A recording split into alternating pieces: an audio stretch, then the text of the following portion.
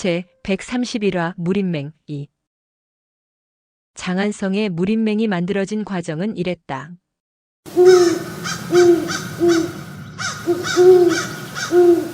마교가 천수에서 신장으로 물러서자 맥없이 무당으로 돌아온 무당파 장문 장일선의 고심이 깊어졌다. 이대로 무당에 앉아 마교의 준동을 기다리고 있을 수만은 없었다. 천수에서 마교의 한 차례 쓴맛을 보았지만 무림의 태산북두를 자처하는 무당파가 이대로 물러설 수 없었다. 고심을 거듭하던 장일선의 고민을 해결해주려 사제인 고택이 장일선을 찾아왔다. 장문 사형, 마교는 다시 중원을 침범할 것입니다. 이대로 기다리고 있을 수만은 없습니다. 내가 그걸 왜 모르겠는가?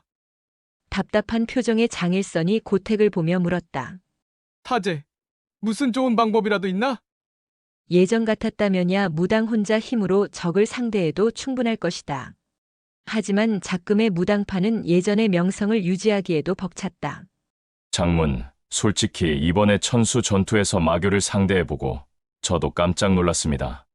그들은 결코 우리 무당 혼자만의 힘으로는 상대할 수 없는 강적이었습니다. 적을 이기려면 먼저 적의 힘을 인정해야 한다. 장일선의 고개가 끄덕여졌다. 그건 그렇지. 그럼 어떻게 하면 좋겠는가? 어쩔 수 없습니다. 장안에 무림맹을 만들어 각 문파의 힘을 하나로 모아야 합니다. 장안에 무림맹을 만들자고? 그렇습니다. 제가 장안에 가서 준비하겠습니다. 장문께서 각 문파의 사람을 보내 장안으로 제자들을 보내달라 청하십시오. 제자들을 보내달라고? 그렇습니다.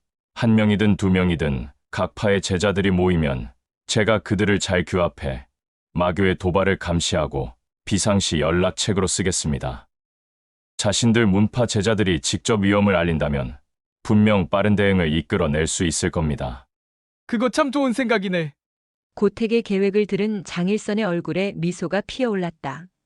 고택의 말대로 각 문파의 제자들이 장안에 모인다면 비상시 여러 문파가 힘을 합치기 쉬울 것이다. 이렇게 고택의 계책을 받아들인 무당파 장문 장일선의 명으로 마교에 대응할 무림맹의 전초기지가 장안에 만들어진 것이다.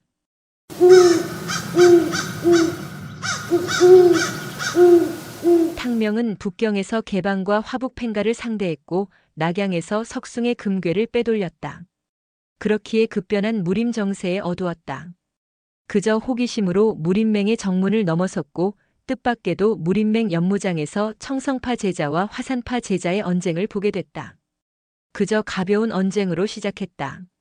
하지만 결국 두 사람이 서로에게 검을 겨누게 되었다. 탕명은 청성파 제자에게 일장을 맞은 화산파 제자가 검을 뽑아들자 화산파에 대한 적개심이 불타올랐다. 역시 화산파 놈들은 악질이군. 화산파 제자가 검을 휘두르자 순식간에 전세는 역전됐다. 권법으로는 우세를 보이던 청성파 제자가 갑자기 수세에 몰렸다. 탕명이 청성파 제자를 도우려 나설까 말까 고민하던 순간이었다. 어디선가 검은 장포를 입은 신형 하나가 날아와 한창 살기를 돋우고 있던 두 사람 사이를 갈랐다. 검은 장포의 사내가 소매자락을 한번 휘두르자 두 젊은 제자는 강력한 힘을 이기지 못하고 두 걸음씩 물러섰다. 검은 장포의 사내는 소매자락 한번 휘두른 것으로 청성파 제자와 화산파 제자를 가볍게 갈라놓은 것이다. 무당파 고수다. 탕명은 검은 장포의 사내가 무당파 고수임을 바로 알 수 있었다. 전생의 사부를 따라 무당산에 올라 마공과 무당 장문 장사붕의 일전을 처음부터 끝까지 지켜봤던 탕명이다. 검은 장포의 사내가 근엄한 표정으로 일갈했다. 못들 하는 짓이요! 살기를 띄었던 두 사람도 검은 장포의 사내를 보자 한 걸음씩 물러서며 고개를 숙였다. 두 사람은 나를 따라오시오! 무당파 고수가 이리 말하고 앞장서자 그의 위험에 꼬리를 내린 화산파와 청성파 제자가 뒤를 따랐다. 사라져가는 세 사람을 지켜보던 탕명이 화산파의 매화음양 검법을 알아보았던 중년의 사내에게 물었다. 저분은 뉘신가요? 저분은 무림맹을 관리하는 무당파 고수 고택이란 분이시오. 그렇군요. 탕명의 고개가 절로 끄덕여졌다. 그랬다. 각파의 제자들을 관리하려면 적어도 저 정도의 무공 고수쯤은 되어야 했다. 그런데 화산파 제자가 말하는 기부금이란 게 무엇인가요? 탕명의 질문에 중년 남자가 의아한 눈빛을 띠며 물었다. 그대는 처음 보는 얼굴인데 어느 파 제자인가? 상대가 이런 질문을 할 때마다 탕명은 말문이 막혔다. 소림방이 무림계에 나서기에는 아직 이르다고 생각되었기 때문이다. 저는 숭산 소림궁 제자입니다. 소림궁. 중원의 문파가 어디 한두 개인가? 중년이는 소림궁은 처음 들었다는 듯 고개를 한번 갸웃하더니 약간 탕명을 무시하는 표정으로 설명했다. 각 문파에서 무림맹으로 제자를 보내고 기부금도 전달하고 있어. 화산파는 기부금을 얼마나 냈다고 하던가요? 탕명은 화산파가 도대체 얼마를 냈기에 저리도 으스대는지 그것이 궁금했다. 내 듣기로 거금 은자 500냥을 내었다 들었소. 별로 많지도 않은 돈 가지고 생색을 냈군. 은자 500냥이면 금괴 반개 정도의 금액이었다. 탕명에게는 별것이 아닌 돈이었지만 허름한 곳에서 이제 막 시작한 무림맹 입장에서는 거금이라 할 수 있었다. 고개를 끄덕이던 탕명의 질문이 이어졌다. 그럼 각 문파의 제자들이 이곳 무림맹에서 먹고 자고 하는 건가요? 아니요. 기부금을 낸 문파의 제자들은 무림맹에서 지내지만 돈을 안 낸 문파의 제자는 알아서 거처를 마련해야 하오. 대부분은 요암 무림객잔에서 잠을 자고 있어. 허, 기가 막혔다. 아무리 돈이 좋다지만 목숨을 걸고 적과 싸우러 온 사람들을 기부금을 냈는지 안 냈는지를 가려 차별을 하다니. 탕명이 어이없어 했지만 중년 사내는 탕명에게 별 관심이 없는 듯 돌아서서 사람들에게 외쳤다. 밥때가 되었네. 다들 식사하고 다시 모이시게. 중년 사내가 외치자 하나둘씩 짝을 지어 안채로 사라졌다. 그런데 아미파 제자만이 홀로 반대 방향으로 가는 게 아닌가. 탕명이 홀로 나가는 아미파 제자의 뒤를 따랐다. 아미파 제자가 맞은편 무림객잔으로 들어서자 자연스럽게 탕명도 객잔 안으로 들어섰다. 객잔 안은 넓었으나 좀 특이했다. 한쪽에만 식탁이 놓여 있었고 다른 한쪽은 텅 비어 있었다. 마치 무림인들이 시비가 생기면 비워둔 곳에서 싸우라고 하는 것처럼. 아미파 제자가 자리를 잡고 앉자 탕명이 슬그머니 맞은편에 앉았다. 오랜만입니다. 아미파에 찻잎 파지러 갔을 때 뵌 적이 있죠? 탕명이라고 합니다. 탕명이 희죽 웃으며 인사를 하자 아미파 제자가 차분한 음성으로 답했다. 알고 있습니다. 수양이라 합니다. 멸절 장군께서는 강령하시죠? 네, 사부님께서는 건강하십니다. 그런데 청성파 속가제자 아니신가요? 소림궁은 또 뭔가요? 들으셨군요. 청성파에서는 쫓겨났습니다. 지금은 소림방 사람입니다. 소림방이요? 소림궁이 아니고요? 그게 그겁니다. 그런데 수양 누님께서는 혼자 무림맹에 오신 건가요? 네? 누님이라니요. 저는 18살입니다. 누님은 어찌 되시는지? 19 됐습니다. 누님 맞네요. 편하게 누님이라 부르겠습니다. 탕명이 누님이라 부르자 수양도 싫은 표정은 아니었다. 수양이 마저 대답했다. 그럼 편한 대로 부르세요. 무당 장문의 요청으로 사부님이 저를 이곳으로 보내셨습니다.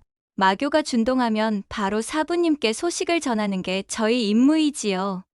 그럼 전서구도 가져오셨나요? 탕명은 전생에 아미파가 사용하던 전서구가 생각난 것이다. 탕명의 말에 수양이 고개를 끄덕였다.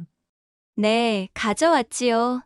그런데 저희가 전서구를 사용하는지 어찌 아셨나요? 그저 주워들은 게 있어 알게 되었습니다. 점소이가 다가와 물었다. 뭐 드릴까요? 누님 뭐 드실래요? 제가 쏘겠습니다. 쏘다니요? 북경에서는 돈을 내겠다는 뜻으로 쏘겠다고 말합니다. 아, 그렇군요. 그럼 저는 국수. 국수 2그릇, 그리고 만두도 주세요. 네. 밥때가 돼서인지 객잔을 찾는 사람들이 늘어났고 객잔 안은 점점 붐비기 시작했다. 문이 열리며 고택을 따라갔던 청성파 제자가 객잔으로 들어섰다. 청성파 제자는 수양을 발견하고는 반가운 듯 다가왔다. 자매, 같이 앉아도 돼? 네, 앉으세요. 두 사람은 이미 꽤나 친한 듯 스스럼이 없었다. 탕명이 먼저 인사했다. 탕명이라 합니다. 수양 누님과는 아미에서 뵌 적이 있습니다. 수양이 거들었다. 탕공자는 청성파 속가제자 출신입니다. 지금은 소림방 소속이고요. 양강이라 하오. 청성파 출신이라니 반갑소. 그리고 아까 응원해줘서 고마웠소. 그 화산파 놈이 겁만 뽑지 않았어도 양형이 요절을 내놓았을 텐데. 그 화산파 놈 이름이 뭔가요? 양강이 멋쩍은 듯 뒤통수를 극적였다. 운검이라 하오. 사실 운검의 건법은 나보다 한 수 위요. 내 다행히 오늘 목숨을 건졌소. 양강은 자신을 비꼬았던 운검의 검술 실력을 바로 인정했다. 탕명이 보니 이 양강이란 청년은 심성이 맑고 성격이 솔직한 것이 마음에 들었다. 양형. 그자의 매화음양 건법은 별것 아닙니다. 양형이 조금만 주의를 기울인다면 최심장으로 충분히 꺾을 수 있습니다. 탕명의 말이 끝나기가 무섭게 호탕한 웃음소리가 들렸다. 하하하, 정말 웃기는군. 탕명이 돌아보니 어느새 운검이 2명의 사내와 같이 객잔 입구에 서 있었다. 2명의 사내는 아까 연무장에서 운검을 응원하던 놈들이었다. 운검이 탕명 쪽으로 다가오며 웃었다. 하하하, 청성파의 최심장이 쓸만한 것은 내 인정하지. 하지만 최심장은 장법인데 어찌 화산의 매화음양 건법을 상대해 이길 수 있다는 것이지? 참으로 해괴한 소리이군. 최심장으로 매화음양 건법을 이길 수 있다고 한 사람은 탕명인데 화산파 제자는 양강을 조롱하고 있었다. 한번 매화음양 건법의 쓴맛을 보았던 양강이 얼굴만 붉힐 뿐 뭐라 답을 못했다. 탕명은 괜히 자신의 말에 양강의 입장만 곤란해지자 화산파에 대한 적개심이 더욱 불타올랐다. 탕명이 일어나 운검과 마주섰다. 나는 탕명이라 하오. 내 잠시 청성파에 적을 두며 최심장을 조금 익혔기에 그리 말한 것이오. 탕명이 나서자 운검이 탕명의 위아래를 훑어보고는 이죽거렸다. 그럼 내가 나의 매화음양 건법을 상대해보기라도 하겠다는 것이냐? 그것도 장법으로? 못할 것도 없지. 하하하, 좋다. 고택 어르신이 더는 양강과 겨루지 말라 일러 내 참으려 했는데 오늘이 바로 내가 청성파 놈들의 버릇을 고치는 날이로구나. 다시는 양강과 다투지 말라 고택이 분명 경고했다. 하지만 탕명은 양강이 아니니 고택의 경고와 상관이 없으리라. 운검은 익숙한 듯 객잔의 빈 곳으로 천천히 걸어가 섰다. 아마 이전에도 이곳에서 무리민 간의 대결이 있었던 모양이다. 일이 되자 탕명도 굳이 거부할 이유가 없었다.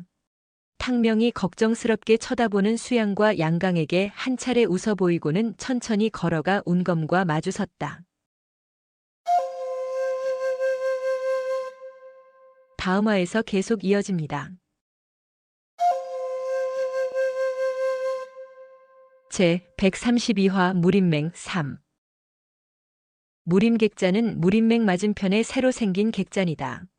정통 문파는 물론이고 작은 규모의 신생 문파 제자들까지 무림맹으로 모여들기 시작하자 이곳 무림객잔은 무림인들로 북적거렸다. 각지에서 모여든 젊은 무림인들에게 무림객잔은 무림의 대소사에 대해 이런저런 얘기꽃을 피우는 해방구이자 여러 문파에 대한 견문을 넓힐 수 있는 배움터가 되었다. 오늘은 젊은 무림인들에게는 꽤나 흥미로운 일이 벌어지고 있었다. 지금 이곳 무림객잔에서 화산파 3대 제자 중 단연 주목받는 후기지수라 일컬어지는 운검이 검을 들었다. 운검이 맨손인 상대를 향해 화산파의 정통 검법인 매화음양 검법을 펼치려 한다. 운검이 여유롭게 발검하고는 천천히 중단세를 취했다. 자세한 내막을 모르는 객잔한 사람들의 눈이 휘둥그레졌다. 운검의 맞은편에 서 있는 젊은이는 검도 뽑지 않은 채 그저 쌍장을 들어 올렸기 때문이다. 탕명이 천천히 두 손을 들어 올리자 웅웅거리는 소리와 함께 탕명의 두 손이 붉게 물들어갔다. 헉! 대단한 기세다. 객잔 안에는 꽤나 안목이 있는 무리민도 덜어 있었기에 탕명에게서 풍기는 강력한 기운에 감탄사를 연발했다. 운검은 탕명이 자신보다 어려 보였기에 처음부터 상대를 가볍게 보았다. 그런데 탕명이 생각지도 못한 엄청난 기운을 뿜어내자 운검은 순간 자신이 상대를 잘못 골랐음을 직감했다. 이 자식, 뭐지? 명문 정파인 화산에서 최고의 수련 과정을 통해 다져진 운검이었기에 상대에게 뿜어져 나오는 기운을 보는 눈만은 상당한 수준에 이르러 있었다. 이럴 수가. 이 정도의 기운을 뿜어내는 고수는 하산에서도 몇 명 안 될 것이다. 뜻밖의 상황에 운검이 움찔하며 주춤거리자 탕명이 냉소를 보냈다. 어째? 보고만 있는 것이지? 검을 들고 있다고 나에게 선수를 양보하는 것인가? 탕명은 상대의 표정을 뻔히 읽으면서도 너스레를 떨었다. 그러자 자존심을 지키려 운검이 발끈했다. 뭐라? 검을 들고 있는 자신을 오히려 여유롭게 조롱하는 탕명을 노려본 운검이 하단세를 취하자 검이 파르르 떨렸다. 운검은 탕명이 성공하려 함을 알고 수비 자세를 취한 것이다. 하지만 운검의 검에 깃든 살기는 한결 강해졌다. 그제야 탕명이 만족한 듯 고개를 끄덕였다. 훗, 이제야 검의 살기가 좀 실리는군. 자, 준비는 됐겠지? 이제 청성파 절기인 최 심장이 어찌 화산의 매화암양검법을 상대하는지 보여주겠다. 탕명이 몇 걸음 비스듬히 걸으며 운검에게 다가갔다. 탕명은 운검을 상대로 화엽비수를 쓰지 않을 것이다. 오직 청성파의 무공인 세류법과 최심장만으로 운검을 상대하기로 마음먹었기 때문이다. 자신을 감싸는 탕명의 강력한 기운에 움찔했던 운검이었지만 운검은 화산파 3대 제자 중에서도 특별히 선발된 인재이다. 바로 미래의 화산을 짊어질 대표 제자였다. 정신 차리자! 운검이 잠시 흔들렸던 마음을 가라앉히고 검 끝에 기운을 모았다. 그러자 기다렸다는 듯 탕명의 기합 소리가 울려 퍼졌다. 탕명의 묵직한 장이 운검을 집어삼킬 듯 덮쳐오자 운검의 날카로운 검이 탕명을 베려 잔뜩 웅크린 채 기회를 엿보았다. 그렇게 한 차례 격돌이 지나갔다. 탕명의 바람대로 운검은 매화음양 검법을 정확히 펼쳐 보였고 탕명은 청성파의 세류표를 펼치며 어찌 운검의 검을 피할 수 있는지를 잘 보여줬다. 와, 어찌 보법과 장법만으로 화산파의 검법을 상대할 수 있지? 정말 대단하군. 근데 처음 보는 얼굴인데 누구지?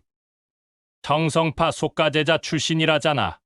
속가제자가 오히려 양강보다 강한 것 같은데?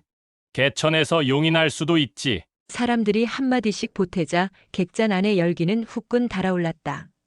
설마 했지만 탕명은 멋지게 운검의 검을 무력화시켰다. 이를 지켜보던 양강은 탕명이 어찌 화산파의 검법을 상대하는지 기억하려고 온 정신을 집중했다. 주위를 한번 둘러본 탕명이 미소 지었다. 이제 사람들의 시선을 충분히 끌었기에 탕명은 자신의 실력을 드러낼 때가 됐다 판단했다. 탕명이 기합을 지르며 한 마리 범처럼 운검에게 달려들었다. 탕명이 마음먹자 둘 사이의 공방은 오래가지 않았다. 최심장을 실은 탕명의 주먹이 정확히 운검의 왼쪽 가슴에 적중했다. 탕명은 화산파의 대사형 청명을 상대할 고수이다. 어찌 3대 제자인 운검 따위가 탕명의 적수가 되겠는가? 처음부터 결과는 정해져 있었으나 오직 탕명만이 알고 있을 뿐이었다. 탕명이 몇 차례 운검의 검을 상대해 준 것은 지켜보는 사람들에게 청성파의 보법과 장법으로 화산파의 매화음양 검법을 꺾을 수 있음을 보여주기 위함이었다. 이럴 수가. 엄청난 고통이 운검의 심장에 밀려왔다. 탕명의 내력이 보통이 아님을 직감했던 운검이지만 이렇게 쉽게 자신의 매화음양 검법이 상대의 최심장에 의해 파해될 줄은 상상도 못했다. 이럴 수가? 사실 제일 놀란 것은 운검이 아니었다. 어릴 적부터 청성파에 들어가 보법과 장법을 꾸준히 갈고 닦은 양강이 받은 충격이 오히려 컸다. 뭐지? 저건 분명 내가 아는 세류법과 최신장인데 어찌 저렇게 강할 수가 있단 말인가? 저 정도라면 사부님들도 쉽게 펼칠 수 없을 것이다.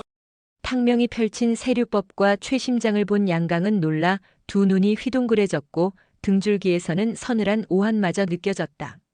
우리 청성파의 무공이 저리 강할 수 있단 말인가? 사실 탕명은 3할 정도의 힘만 주었다. 사람들 앞에서 운검이 자신에게 맞아 죽기라도 하면 일이 복잡해지기 때문이다. 하지만 워낙 정확히 심장을 강타했기에 운검은 심장이 찢어지는 고통에 그대로 주저앉아 헐떡일 뿐 좀처럼 일어서지 못하고 있었다. 탕명은 기분 같아서는 화산파 제자인 운검을 자근자근 밟아주고 싶었으나 오늘은 이 정도에서 끝내기로 했다. 탕명이 헉헉거리는 운검에게 폭권을 취하고는 미련 없이 돌아섰다. 탕명이 더는 싸울 뜻이 없음을 확실히 하자 운검과 같이 들어왔던 사내들이 운검을 부축하여 서둘러 객잔을 빠져나갔다. 목숨이 남아있는 패자는 조용히 사라지는 게 무림의 법칙이다. 와, 대단하군. 청성파의 무공도 결코 화산파에 뒤지질 않는데?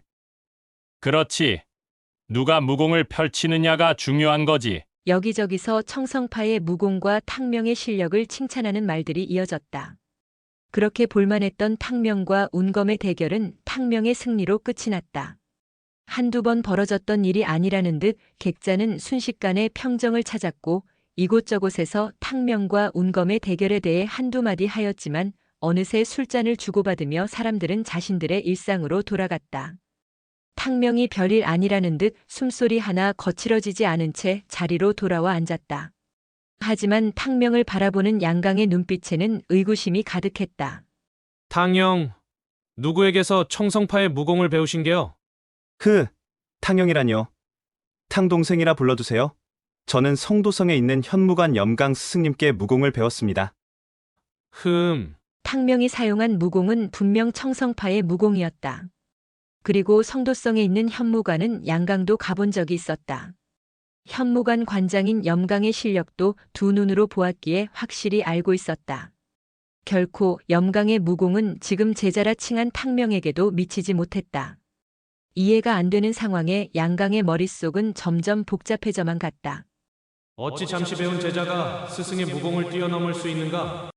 탕명은 어리빠진 양강의 표정을 보고서야 자신이 괜한 짓을 했나 싶어 한마디 거들었다. 사실 저는 청성파를 나온 후 숭산 소림궁에서 기인을 만나 내공을 전수받았습니다. 양영의 내공이 깊어지면 저절로 양영의 최심장도 강해질 겁니다. 그제야 양강이 고개를 끄덕였다. 사실 내공의 차이 말고는 오늘 벌어진 일을 설명할 방법이 없었다. 어찌됐건 청성파의 무공으로 얄미운 운검을 제압했으니 그것만으로도 양강에게는 즐거운 일이었다. 양강의 표정이 다시 환해지자 탕명이 살며시 물었다. 그럼 두 분은 얼마 전 천수에서 있었던 마교와의 일전에는 참여하지 않으신 거죠? 탕명은 아미파는 아예 장안에도 오지 않았었던 걸 알고 있었고 청성파는 화산파의 깃발 아래 장안까지는 왔었지만 마교와 교전 없이 돌아갔음을 양도에게 들어 알고 있었다. 화제가 무림맹의 공적인 마교로 옮겨지자 양강이 아쉬워하며 말했다. 그렇지. 우리 청성파도 결사대를 조직해 장안까지는 갔었으나 마교가 신장으로 후퇴하자 어쩔 수 없이 철수했었네. 양강이 말을 마치자 이번에는 수양이 말을 이었다. 얼마 전 곤륜파 변광이 사부님을 찾아와 마교와 같이 싸울 것을 청했습니다. 사부님은 무림밀에 끼어들지 않으려 했지만 변광에게 마교의 대단함을 들으시고는 마음을 바꿔 저를 먼저 무림맹으로 보내신 겁니다. 그랬다. 곤륜오광은 곤륜파를 되찾기 위해 여전히 여러 문파를 돌며 같이 싸울 것을 호소하고 있었다. 그렇군요. 탕명은 그제야 아미파와 청성파가 무림맹의 제자를 보낸 이유를 이해할 수 있었다. 그러나 탕명을 화나게 하는 한 가지 의문이 있었다. 그런데 청성파가 왜 화산파와 같이 행동하는 건가요? 말은 같이 행동하는 이유를 물었지만 왜 화산파의 명에 따라 움직이는지를 묻는 것이다. 탕명의 말에 양강이 살짝 얼굴을 붉혔다. 모든 게 돈 때문이네. 돈 때문이라니 그게 무슨 얘기죠? 화산이 사정이 어려워진 청성을 지원해준 지가 10년쯤 되었네. 운검이 저리 방자하게 구는 것도 어찌 보면 당연하다 할 수 있지. 청성파는 왜 사정이 어려워졌나요? 모든 게 사룡방 때문이네. 사룡방이 청성파가 관리하던 여러 이권을 빼앗아갔기에 재정 상태가 점점 악화하였네. 사룡방이면 사천에서 사천당가와 더불어 돈이 많기로 유명한 문파이다. 하지만 얼마 전 사룡방 방주 사달룡이 마교의 손에 죽지 않았는가? 사룡방이요? 얼마 전 사룡방 방주가 죽었잖아요. 그럼 이 틈에 빼앗긴 걸 다시 찾아오면 되잖습니까? 청성파가 사룡방보다는 강하지 않나요? 탕명의 말을 듣고 있던 수양도 고개를 끄덕였다. 내 말이 그 말이야.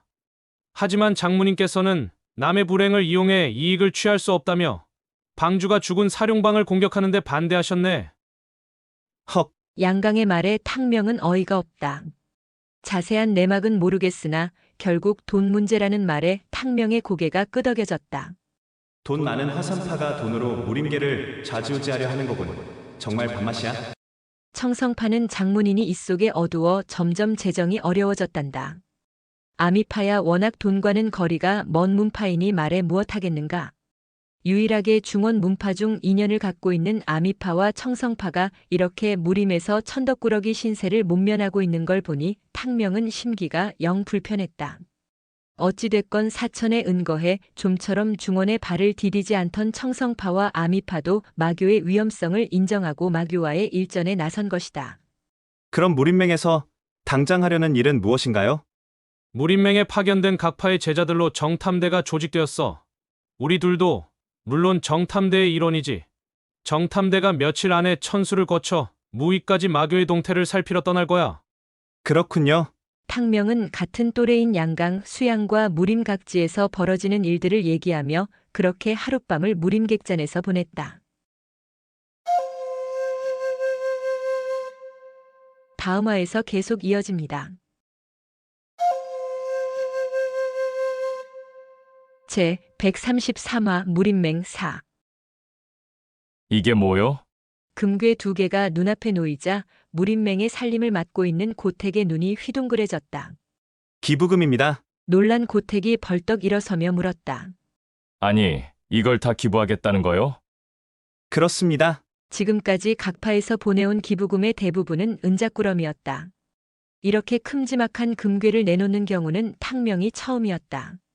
고택은 의심쩍은 마음이 들었지만 돈을 준다니 마다할 이유는 없다.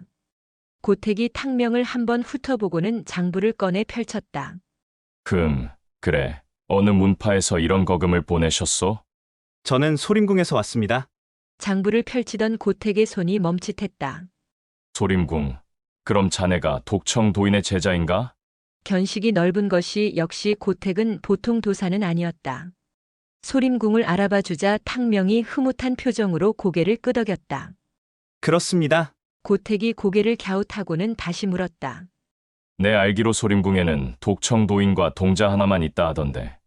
소림궁에 무슨 돈이 있어? 이렇게 큰 돈을 기부한단 말이오? 거대 문파인 무당파도 돈이 궁해 각지에서 기부금을 받아 무림맹을 운영하고 있는데 명맥만 유지하고 있는 소림궁에서 이런 거금을 보내왔다니 고택으로서는 믿을 수가 없는 일이다. 휴, 기부하면서도 상대를 이해시켜야 하는 건가? 하며 잠시 생각에 잠겼던 탕명이 희죽 웃었다. 제가 소림궁 제자인 것은 맞으나 이 돈은 소림궁에서 온 것이 아닙니다. 어떤 고인께서 저에게 무림맹에 이 금괴를 기부해달라 해서 저는 그저 심부름을 온 것뿐입니다. 다만 그분의 이름은 밝힐 수가 없음을 양해해 주십시오. 고택은 탕명이 무언가 숨기고 있음을 직감했지만 돈을 받는 처지에서 세세히 따질 상황은 아니었다. 아무튼 이렇게 큰 돈을 기부해 주시니 감사하오. 후일 고인께서 무림맹을 찾아주시길 바란다고 전해주시게. 그리하겠습니다. 그리고 한 가지 조건이 있습니다. 거금을 선듯 내놓았으니 뭔가 요구사항이 있는 것은 당연한 수순이었다. 고택이 흐뭇한 미소를 지으며 고개를 끄덕였다. 무슨 요구가 있으신지 말씀하시오. 기부금을 낸 문파와 기부금을 못 낸 문파를 차별하지 말아 주십시오. 순간 고택의 눈에 이체가 띄었다. 이 청년이 어제 양강, 수양과 어울렸다더니 두 사람을 위해 이러는 것인가? 고택은 어제 무림객잔에서 있었던 탕명과 운검의 대결 결과를 이미 들어 알고 있었다. 만일 자신의 생각이 맞는다면 이 금괴는 분명 이 청년의 돈이렸다. 암튼 돈은 받아도 무방하다 생각됐다. 좋소. 내 오늘부터 무림맹을 찾는 이는 누구든지 똑같이 숙식을 제공하겠소. 다만 그것은 1년 동안만요. 1년간만 요구를 들어주겠다는 의미는 내년에도 기부금을 보내라는 뜻이렸다. 탕명은 무공이 높을 뿐 아니라 사람을 상대하는데도 수완이 좋은 고택을 보며 생각했다. 무림맹이 잘만 하면 큰 성과를 거둘 수 있겠군. 조직을 잘 운영하는 데는 무공보다는 수완이 좋아야 한다. 좋습니다. 내 고인께 전에 내년에도 무림맹이 무림을 위해 일하고 있다면 기부금을 보내도록 청하겠습니다. 탕명의 말에 뼈가 있다. 고택이 약간 불쾌한 표정으로 물었다. 그대는 우리 무린맹이 마교에 밀리리라 생각하시오? 탕명은 누가 이기던 별 상관이 없다. 다만 마교가 화산파와 개방은 꼭 박살 내주기를 바랄 뿐이다. 제가 어찌 그리 생각하겠습니까? 저는 그저 세상 일이 처음 뜻한 대로만은 안 되기에 말씀드린 것입니다. 하긴 중원 무리민치고 마교 편에 설 무인이 어디 있겠는가. 이런 생각이 들자 고택의 표정이 다시 풀어졌다. 염려 마시오. 우리 무당파는 무린맹이 성공하도록 최선을 다할 것이오. 무운을 빌겠습니다. 그런데 개방도 무린맹에 참여하였습니까? 개방 제자들이 보이질 않네요. 개방은 아직 무린맹의 제자를 보내지 않았소. 하지만 조만간 개방도 무린맹에 참여하리라 기대하고 있소. 그렇군요. 듣던 중 반가운 얘기였다. 생각만 해도 끔찍한 개방 거지들의 밥값을 대줄 수는 없기 때문이다. 개방이 아직 무린맹에 참여하지 않았다면 분명 개방이 독자 행보를 하려 함이다.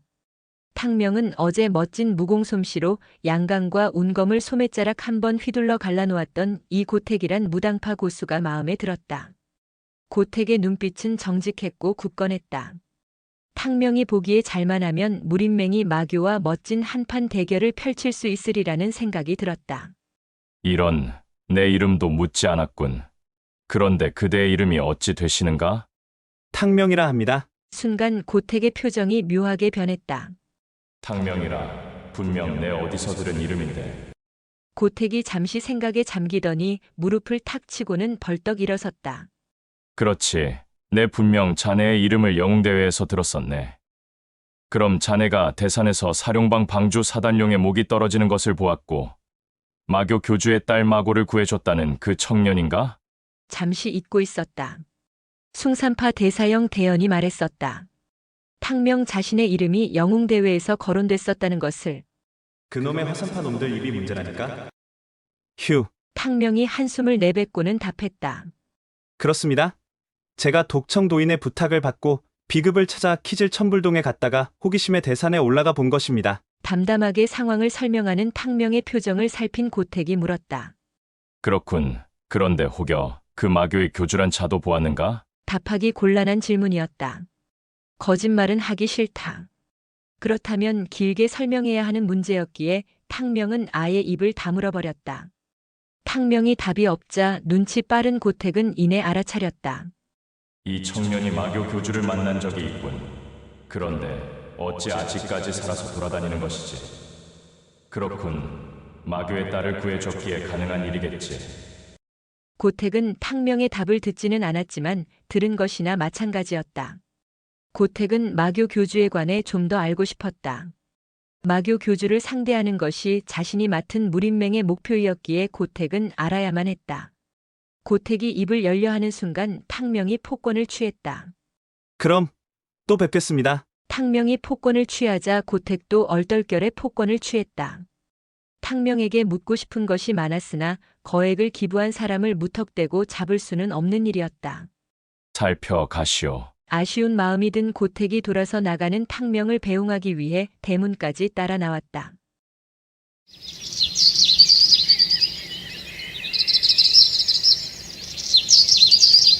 탕명은 마침 객잔에서 아침을 먹고 무린맹으로 들어오던 수양, 양강과 마주쳤다. 어머, 탕 동생. 같이 아침 먹으려 했는데 안 보이더니 여기 와 있었어요? 네, 이제 가려고요. 두 분 무운을 빕니다. 가려고? 아쉽군. 그럼 또 보세. 아쉬운 마음을 뒤로한 탕명이 마차에 올랐다. 으랴, 멀리서 고택이 양강과 수양에게 말하는 소리가 얼핏 들렸다. 두 사람은 오늘부터 무린맹에서 숙식을 제공할 것이오. 네? 정말입니까?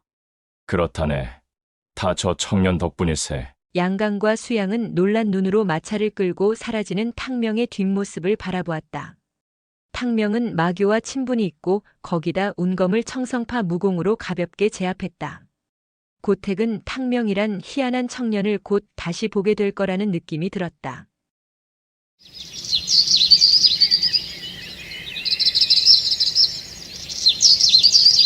무린맹을 빠져나온 탕명이 한식경 만에 쌍주주단에 도착했다. 비록 금괴 2개가 줄어들었지만 아직도 탕명의 마차에는 금괴가 가득했다. 녹주와 옥주는 많은 금괴가 실린 탕명의 마차를 보자 입이 떡 벌어졌다. 이게 다 황금이야? 녹주와 옥주는 생전 처음 보는 황금덩이에 눈이 휘둥그레졌다. 그러나 기쁨도 잠시 불안한 마음이 든 녹주가 탕명을 보며 물었다. 어휴, 도대체 두 사람 낙양에서 무슨 일을 벌인 건가요? 어디 황궁이라도 터신 건가요? 그랬다. 불알 두 쪽으로 시작한 두 사람이 황궁이라도 털지 않았으면 이 많은 금괴가 어디서 났겠는가. 그런데 옥주와 녹주의 반응은 탕명의 예상과는 좀 달랐다. 이상한데? 탕명은 조금 당황했다. 분명 녹주와 옥주는 양도가 먼저 가져온 황금 마차를 보았을 텐데 자신의 황금 마차를 보는 녹주와 옥주의 반응이 너무 강했기 때문이다. 탕명이 흘끔 양도의 표정을 살펴보니 양도가 탕명에게 살짝 눈짓하는 게 아닌가. 양형이 금괴를 녹주와 옥주에게 보여주지 않은 것이군. 양도가 녹주에게조차 금괴에 관해 얘기하지 않은 듯 보였다.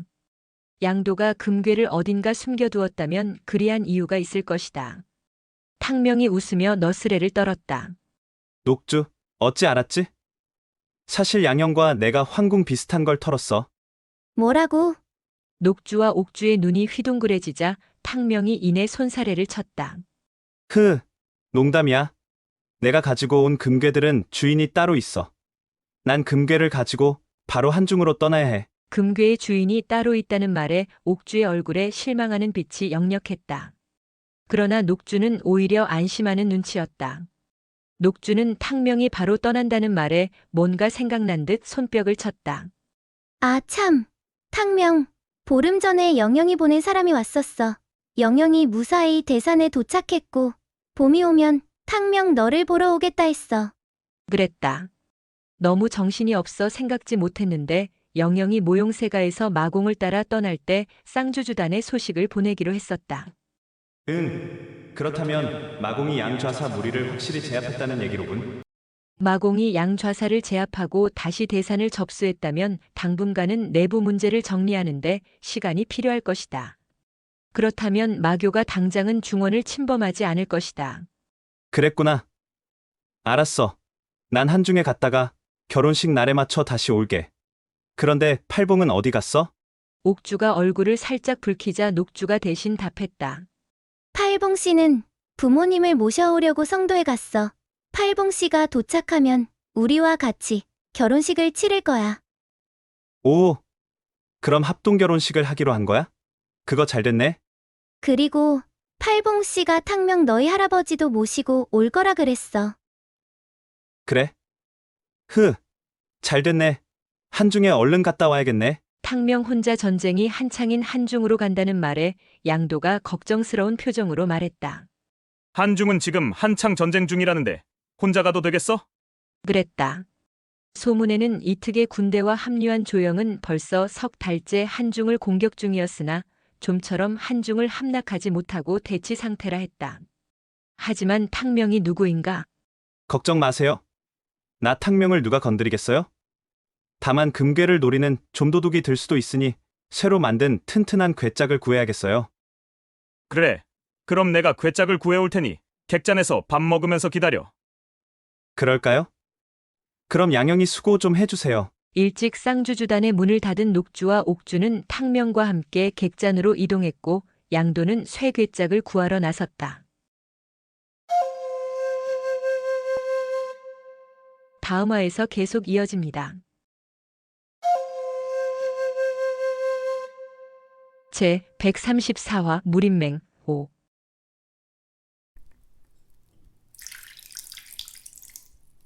녹주가 탕명의 술잔을 채워주며 물었다. 탕명, 얘기 좀 해봐. 도대체 낙양에서 뭔 일을 한 거야?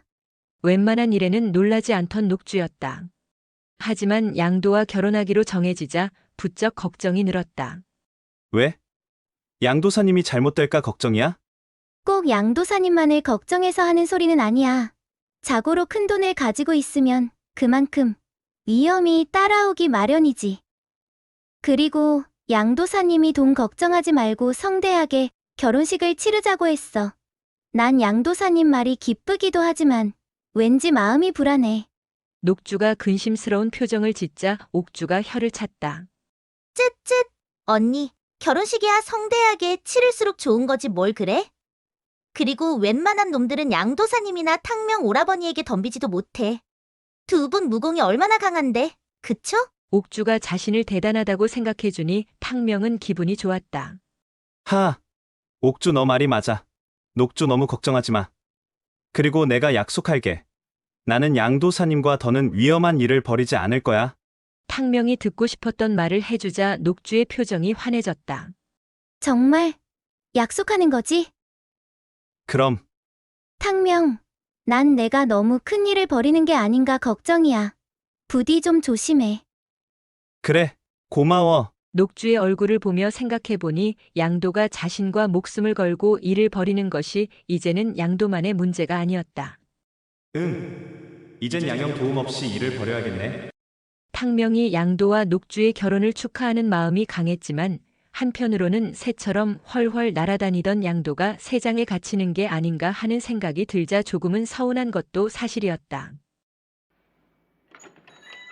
호랑이도 제 말하면 온다더니 듬직한 양도가 객잔에 들어섰다. 쇠 괴짝을 구하셨나요? 녹주의 물음에 양도가 싱긋 웃었다. 아주 튼튼한 놈으로 구해왔지. 마차 옆에 놔뒀어. 수고하셨어요. 양도가 합류하자 술자리 분위기는 한껏 흥겨워졌다. 크아, 네 사람의 흥겨운 술자리가 자정까지 이어졌고 녹주와 옥주가 2층 객방으로 올라가자 탕명이 양도에게 유효를 살려두었던 일을 얘기했다. 그럼 동생은 유효를 새로운 나라의 황제로 밀겠다는 거야? 네. 저는 유효, 그자라면 이처럼 혼란한 세상에서 살아남을 수 있다고 생각합니다. 하긴 그렇기는 하지. 어린 유짓보다야 유효가 낫지. 하지만 유효, 그자를 믿을 수 있을까? 탕명이 고개를 저었다.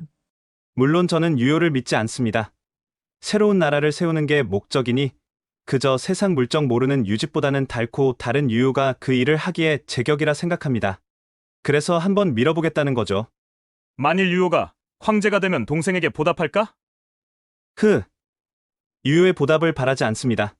제 몫은 제가 알아서 챙겨야죠. 하하, 역시 동생다운 소리군. 그런 생각이라면 유효를 선택한 것은 잘한 것 같아. 덜컥 유효를 살려주고 와서 뭔가 찜찜했던 탕명이다. 그런데 양도가 이렇게 말해주니 자신의 선택에 확신을 가질 수 있었다. 양도가 고개를 갸웃했다. 그런데 제갈충이나 조영이 유집 대신 유효를 내세우자는 동생의 생각에 찬성할까? 어찌 보면 대업을 수행하는 일은 그들이 주인공이잖아? 그렇죠. 하지만 그들의 선택지를 없애버리면 그들도 어쩔 수가 없을 겁니다. 뭐라?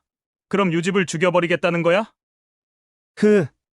꼭 제가 그럴 필요는 없습니다. 하지만 필요하면 그리해야죠. 그렇군. 유집이 없어지면 그들도 어쩔 수가 없겠지. 사람들은 늘 차선을 찾게 되고 상황이 마음에 안 들어도 결국은 적응하게 돼 있죠. 그건 그렇고 제가 돌아올 때까지 무림맹이 어찌 돌아가는지 살펴주세요. 그 고택이란 자가 일을 제대로 할 듯 보이기는 하더군요. 고택이 무당파 고수라 했지. 네, 그저 무공만 높은 건 아니더군요. 수완도 좋아 보이고 융통성도 있는 것이 정파 제자들을 잘 통솔할 듯 보였습니다. 무당파를 중심으로 정파가 잘 뭉친다면 마교와 싸워도 승산이 있겠지. 전 너무 잘 뭉칠까 그게 걱정입니다. 적당히 분열시켜야 마교와의 일전이 볼만할 겁니다. 동생의 심계가 갈수록 치밀해지는군. 양도가 보기에도 현무관 제자 시절과는 많이 달라진 탕명이었다. 화산파와 개방이 어디 보통 놈들인가요? 아차했다가는 그놈들에게 잡아먹힐 겁니다. 그건 그렇지. 안 그래도 요즘 장안의 분위기가 심상치 않아. 점점 이곳 장안이 무림의 중심이 되고 있어. 네, 대산으로 돌아간 영영이 봄에 오겠다고 하는 것으로 볼 때 내년 봄쯤에 뭔 일이 터져도 터질 듯합니다. 그렇겠군. 내년 일은 내년에 걱정하고. 자, 우린 마셔야지. 좋죠.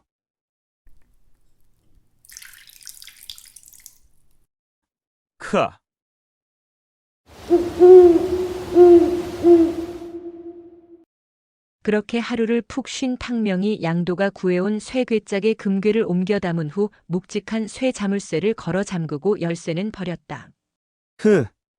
이제 됐다. 자물쇠 열쇠를 없애버렸으니 도둑이 든다 해도 어지간해서는 쇠괴짝을 열 수 없다. 금괴를 가져가려면 괴짝채로 가져가야 하니 그것 또한 여간 어려운 일이 아닐 것이다. 만반의 준비를 마친 탕명이 황금마차를 이끌고 한중을 향해 출발했다. 확실히 말보다 마차가 편하긴 했다. 그러나 한중으로 가는 지름길은 좁은 협곡이 많아 마차로 가기에는 힘들었다. 그래. 제갈충 어른이 마차를 타고 갔다면 험한 길보다는 천수를 거쳐 한중으로 갔을 것이다. 장안에서 한중으로 가는 길은 크게 두 가지 길이 있다. 하나는 깊은 협곡을 뚫고 가는 지름길이지만 워낙 험한 길이다. 다른 하나는 천수를 거쳐 돌아가지만 길은 좋다. 탕명은 아마도 제갈원과 제갈충이 갔을 것으로 예상되는 두 번째 길인 천수를 거쳐 한중으로 가기로 한 것이다. 언니는 지금 어디 있을까? 성도에서 제갈원을 떠나보낸 지 1년이 넘었다. 아버지 제갈충의 계획대로 제갈원은 태자비가 됐다.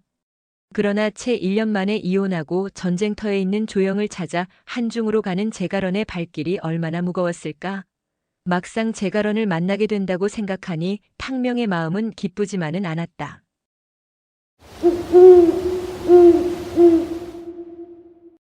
무거운 마음으로 탕명이 천수에 도착해보니 난주에 이어 천수에서도 한바탕 전쟁의 피바람이 휘몰아친 후였다. 이미 한중으로 간 이특과 조영의 군대로 인해 천수는 황폐해져 있었다. 막 전쟁이 끝나서일까? 적당한 객잔을 찾기도 쉽지 않았다. 천수성 안을 한참을 돌아다닌 끝에 겨우 불이 켜진 객잔을 찾은 탕명이 마차를 세웠다. 객잔 앞에서 10여 필의 말이 여물을 먹고 있는 것이 객잔 안에 사람이 많을 듯 보였다.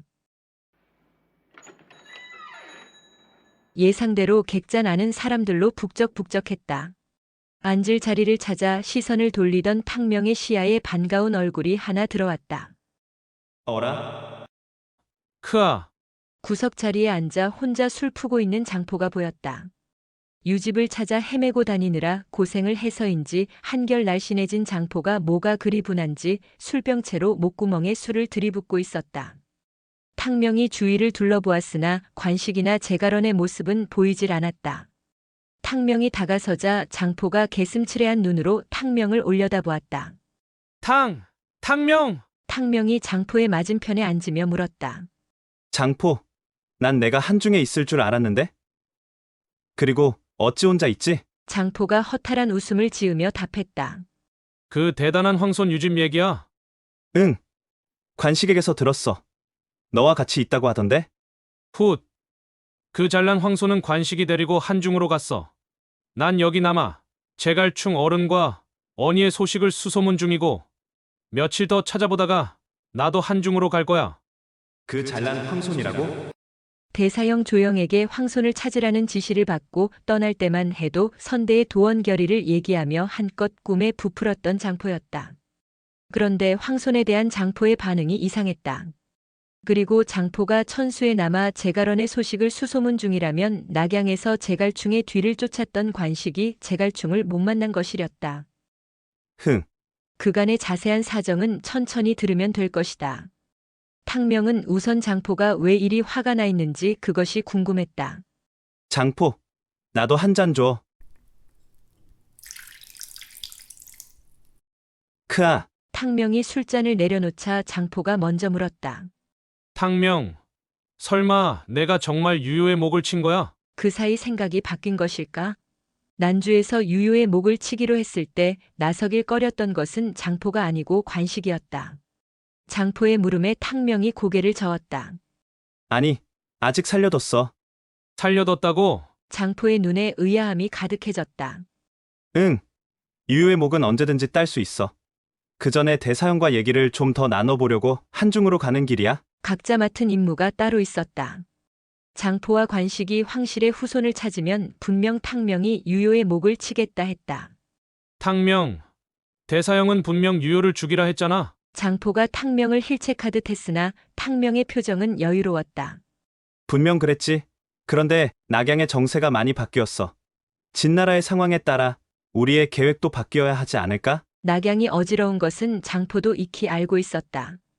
그렇지만 유효를 죽이는 일과 무슨 관련이 있다는 것인지 선뜻 이해가 가지 않는 장포였다. 술이 어지간히 취했기에 장포는 깊게 생각하기 싫었다. 유효가 아직 살아있다는 거군, 휴. 약속대로 유효를 죽이지 않았다는 말에 화를 낼 줄 알았던 장포가 오히려 안도의 한숨을 내쉬었다. 탕명은 황손이라는 유집과 장포 사이에 뭔가 문제가 있었음을 직감했다. 우직한 장포가 단순히 유집에게 기분이 상해 이러는 것 같지는 않았다. 장포, 늘 호쾌하게 술을 즐기던 내가 오늘은 왜 이리 침울해 있지? 대사형의 명에 따라 황손도 무사히 찾았잖아? 이제 대업을 시작할 준비가 된 거 아니야? 훗. 황손은 무슨 황손, 제기랄. 대대로 유 씨에게 충성을 다한 장씨 집안이다. 술에 취했다지만 장포의 말은 군신간에 지켜야 할 선을 넘었다. 반면 탕명에게는 유 씨에 대한 충심은 없다. 예상과 다른 장포의 반응에 호기심이 생긴 탕명이 바짝 다가섰다. 왜 그래? 유집과 수개월간 같이 있었잖아? 그동안 무슨 일이 있었던 거지? 고민이 있을 때는 누군가 털어놓을 상대가 필요하다. 탕명이 들어줄 자세를 취하자 장포의 입이 서서히 열렸다. 휴. 한 차례 긴 한숨을 쉰 장포가 고개를 들었다. 그놈은 안 돼. 뭐? 그놈? 어느 정도 짐작은 했으나 장포의 반응은 탕명의 예상을 뛰어넘었다. 낙양에서 유효와 단판을 지었지만 그건 탕명의 독단적인 행동이었다. 비록 황금 마차를 끌고 조영을 만나러 가는 길이었지만 사실 유효를 살려둔 것을 조영뿐 아니라 장포와 관식이 어찌 생각할지가 마음에 걸렸던 탕명이다. 그놈이라고? 장포가 유집을 그놈이라 하자 탕명은 걱정했던 일이 쉽게 풀릴 수도 있다는 생각이 들었다. 다음 화에서 계속 이어집니다. 제 135화 누가 왕이 돼야 하는가? 1. 난주에서 각자의 임무를 가지고 헤어졌던 탕명과 장포가 천수의 한객잔에서 다시 만났다. 그런데 장포가 힘들게 찾은 황손 유집을 그놈이라 불렀다. 무려산에서 을부를 만난 이후 역사에 관해 서서히 눈을 뜨고 있던 탕명이다. 대업이 성공하면 유집은 당연히 촉한의 뒤를 이을 나라의 황제로 추대될 사람이다. 그런데 그런 유집에게 그놈이라니. 우직하고 단순하지만 한번 마음먹으면 좀처럼 의지를 꺾지 않는 장포였다. 그런 장포가 촉한을 부흥시키겠다는 대업에 목숨을 걸기로 맹세했는데 그 대업의 주인공이 될 유집을 그놈이라 칭했다. 탕명이 들은 고사에 의하면 신하가 왕을 그놈이라 칭했으면 그 관계는 이미 끝난 것이다. 장포의 심기가 유집으로 인해 단단히 꼬였군. 장포가 선을 넘자 탕명의 호기심은 이내 답답함으로 바뀌었다. 장포, 도대체 뭔 일이 있었던 거야? 어디 속 시원히 얘기나 해봐. 자기가 말해놓고도 지나쳤다는 생각이 들었는지 장포가 아래로 눈을 깔았다. 탕명, 어쩌면 좋지? 침울한 표정의 장포가 수개월간 유집과 있었던 일을 풀어놓자 듣고 있던 탕명은 어이가 없어졌다. 각지를 헤매던 장포와 관식이 힘들게 항주에서 촉한 황실의 후손인 유집을 찾았을 때만 해도 두 사람의 기쁨은 컸다. 관식과 장포는 2살 위인 유집을 큰형으로 모시기로 했다. 자신들의 조상들이 남긴 도원 결의를 떠올리며 항주 서호가 바라보이는 객잔 2층에서 유집, 관식, 장포 3사람이 한나란시에 태어나지는 못했지만 한나란시에 같이 죽기를 맹세하며 서호 결의를 맺었었다. 비록 대업에 실패하더라도 선대의 선례를 따른 3사람의 서호 결의는 후일 분명 미담으로 남기에 충분했다. 하지만 시대가 바뀌었고 사람이 바뀌었다. 서호 결의를 한 3명 중 관식과 장포는 분명 한 시대를 풍미할 만한 영웅의 자질을 가졌다 할 수 있다. 문제는 대장격인 유집이 문제였다. 몰락한 집안이라고는 하지만 관식과 장포는 선대 조상들이 물려준 가문의 명성을 지키기 위해 노력했다. 2사람은 어려서부터 글공부와 무공을 익히며 나름 후일을 준비하며 살아왔다. 하지만 아버지 유리가 일찍 죽자 고기잡이를 하며 어렵게 생계를 이어왔던 유집은 달랐다. 환경이 사람을 만든다고 했던가. 20살이 된 유집에게는 할아버지가 꿈꾸던 대의나 대업 같은 것은 그저 많이 배운 자들의 배부른 소리였다. 항주에서 천수까지 오는 내내 유집의 수발을 깎듯이 들어주던 장포였다. 유집을 향한 장포의 마음은 진심이었고 충심이었다. 하지만 유집의 행동은 점점 장포를 지치게 만들었다. 서호 결의를 하며 의형제를 맺었지만 유집은 관식과 장포를 종 부리듯 하였다. 미래를 준비하라며 장포가 무공의 기초를 가르쳐주려 했으나 처음 며칠뿐이었고 유집은 금세 흥미를 잃었다. 유집은 오직 사람들에 의해 떠받쳐져 화려한 황궁에서 살 미래를 꿈꾸기에 바빴다. 우여곡절 끝에 장포와 유집이 천수에 도착했으나 두 사람이 가진 돈도 다 떨어졌고 점점 끼니를 해결하는 일도 어려워졌다. 사흘을 굶던 두 사람은 겨우 관식을 만나서야 끼니를 해결할 수 있었다. 하지만 그것도 얼마 가지 못했고 이내 세 사람이 끼니 걱정을 하게 됐다. 천수에서 생활고에 시달리던 장포와 유집이 관식을 만났으나 상황은 별 차이가 없었다. 관식과 장포가 자신을 제대로 수발들지 못하자 유집의 언행이 점점 거칠어지기 시작했다. 장포, 관식, 내 놈들이 나를 꼬여 이곳까지 데려와서는 고작 끼니 걱정을 하게 만든 것이냐?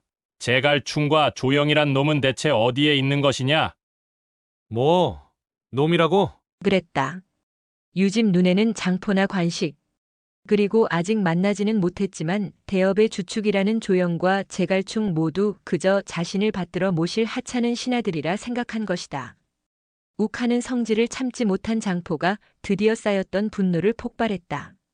유집, 이 식충이 당신이 그러고도 대촉한의 황손이란 말인가? 황제로 받들 유집에게 신하될 자가 식충이라고 칭했다. 아무리 무식한 유집이라지만 참을 리가 없었다. 이놈!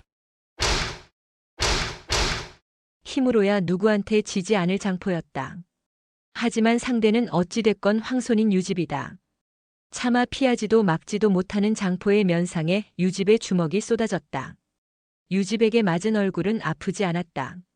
다만 이런 유집을 모시고 대업에 자신의 일생을 걸어야 한다는 생각에 장포의 마음은 무너져 내렸다.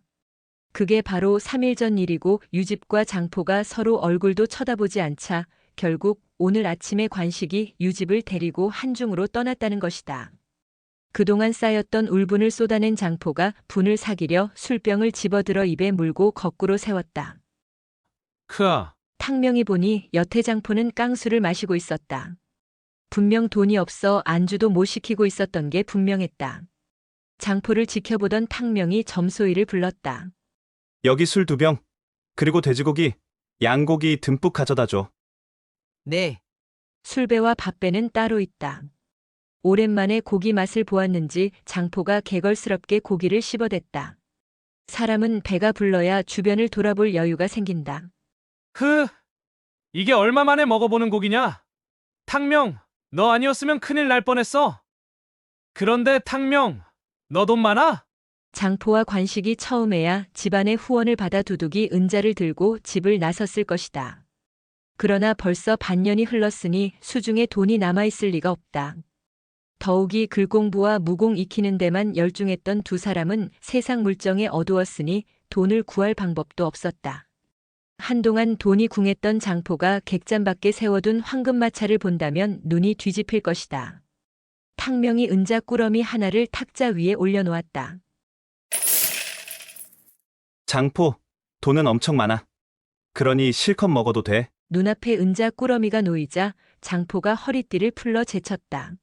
정말이구나? 이제 살았다.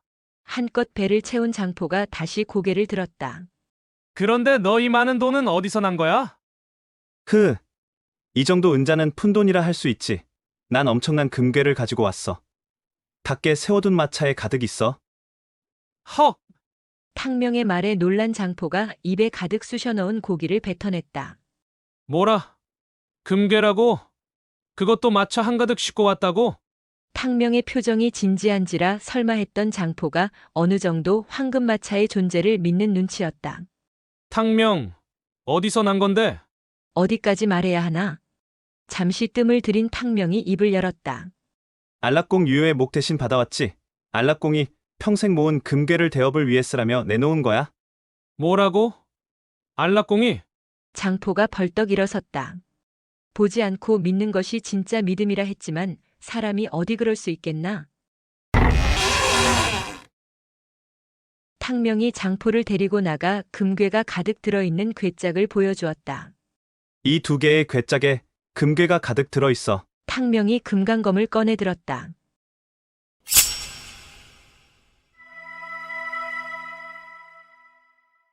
탕명이 내력을 끌어올리자 검끝이 부르르 떨렸다. 두 차례 검을 휘두르자 커다란 자물쇠 하나가 떨어져 나갔다. 탕명이 괴짝 문을 들어올렸다. 헉! 어느 정도 믿기는 했으나 눈앞에 엄청난 금괴를 보자 장포의 입이 떡 벌어졌다. 장포, 다른 괴짝도 보여줄까? 아, 아니, 됐어. 그런데 유효가 정말 이 금괴들을 대업을 위해 내놓았다고? 그래. 그래서 일단 목을 붙여놓고 왔어. 금괴를 대사형에게 전해주고 유효를 어찌할지 의논해보려고. 그렇구나. 금괴가 가득 들은 괴짝을 본 장포는 탕명이 유효의 목을 붙여놓고 온 것이 당연하다는 듯 연신 고개를 끄덕였다.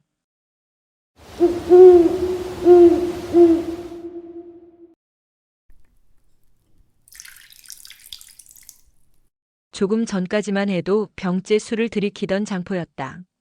그런데 금괴를 확인하고 다시 객잔으로 들어오자 마음이 심란해졌는지 장포가 술잔에 술을 천천히 채웠다. 평소답지 않게 장포는 뭔가 고민을 하는 눈치였다. 하지만 장포의 고민은 길게 이어지지 않았다. 마음은 정했어도 확인하고 싶은 게 사람의 습성이다. 탕명, 내가 만나본 유효는 어떤 사람이야? 정말 대사형 말대로 대업에는 뜻이 없고 그저 안락하게 살려고 진나라에 충성하는 그런 사람이야? 장포, 사람은 다 환경에 맞춰 사는 거야. 어린 나이에 낙양으로 끌려온 유효 또한 자신에게 주어진 상황에 맞게 살았을 뿐이야. 내가 유효라도 그랬을 거야.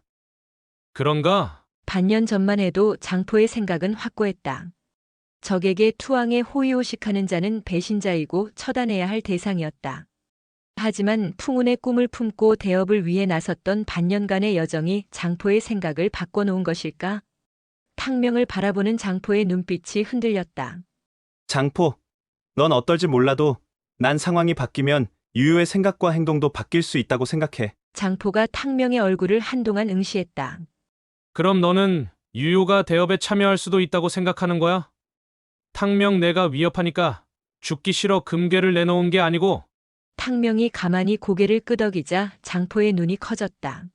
그럼 유집은? 한 하늘에 두 개의 태양이 있을 수는 없다. 둘 중 하나는 땅으로 떨어져야 한다. 왜?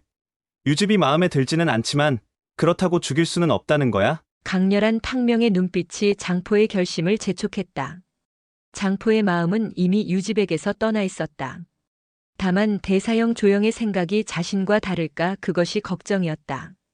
게다가 탕명은 스스로 마음을 정하고 황금 수레를 몰고 왔지 않은가. 결심한 듯 장포가 고개를 들었다. 역시 장포는 오래 생각하는 성격이 아니었다. 좋아. 탕명, 나도 너의 뜻에 동참하겠어. 우리 같이 대사형을 설득해보자. 장포가 자기 딴에는 큰 결심을 한 것이었으나 탕명의 반응은 시큰둥했다. 설득하자고? 탕명이 고개를 갸웃하자 장포가 의아해하며 물었다. 왜 그래? 탕명이 다시 고개를 저었다. 그제야 장포는 탕명의 뜻을 알아차렸다. 너 설마... 부리부리한 장포의 눈이 더욱 커졌다. 장포, 물론 내가 할 수도 있어. 하지만 나는 장비 장군의 후손인 너나 관우 장군의 후손인 관식과는 다르지. 내가 할 일이 아니야. 장포의 고개가 다시 수그러졌다. 탕명의 눈빛이 자신에게 유집을 죽이라 말하고 있었기 때문이다. 길게 고민하지 않는 것은 탕명과 장포의 공통점이다. 그래서인지 탕명은 관식보다는 장포가 편했다. 술 한 잔이 목구멍으로 넘어가자 장포가 결심했다. 좋아. 내가 하지. 탕명의 표정이 밝아졌다. 역시 장포답군. 난 내가 나서주리라 믿었어. 이렇게 하여 허름한 천수의 구석진 객잔에서 탕명과 장포의 합의가 이루어졌다. 이제 유요의 목 대신 유집의 목이 떨어질 가능성이 더욱 커졌다.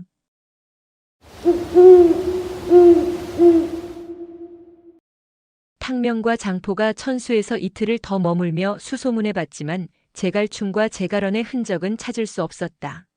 장포, 아무래도 한중으로 가야겠어.